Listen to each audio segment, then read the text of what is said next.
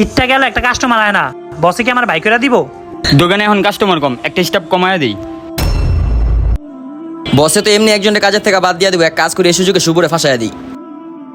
আচ্ছা ভাই, আমাকে একটা ভালো পাঞ্জাবি দেখান তো। পাঞ্জাবি লাগবে ভাই? আচ্ছা দাঁড়ান, ঠিক আছে।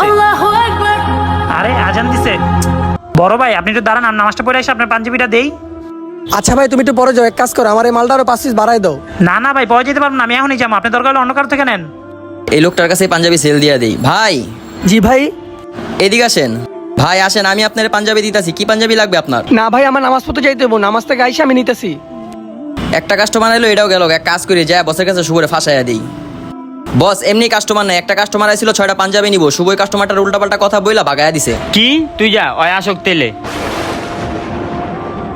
এই শুভ এদিকে আয়। জি বস, আসতাছি। এখন বুঝবো। হ্যাঁ বস বলেন। একটা কাস্টমার পাঞ্জাবি নিতে আইছে, তুই বলে উল্টা পাল্টা কথা কয়ে বাইর করে দিছ। হ্যাঁ বস, আইসে তো ঠিকই, কিন্তু আমি তো উল্টাপাল্টা কিছু কই নাই। ও তুই কিছু না করলে এমনি এমনি বেড়ে যায়। আসলে বস ওই লোকটা তো। ভাই আমি আপনার কাছে যে পাঞ্জাবিগুলো চাইছিলাম, ওই পাঞ্জাবিগুলো দেন।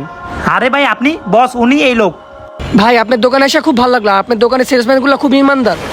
আরে জি ভাই, পাঞ্জাবিগুলো এখনই দিতাছি। এই যে ভাই নেন পাঞ্জাবি। ধন্যবাদ ভাই, এখন থেকে আমি আপনার দোকানেই আসবো। শুভ তুই আমার মাফ করে দিস ভাই, আমি তোর ভুল বুঝছিলাম। আচ্ছা যা, তুই এখন তোর কাজ কর। ঠিক আছে বস। ইমানদারের সাথে কাজ করলে আপনি কখনোই বিপদে পড়বেন না।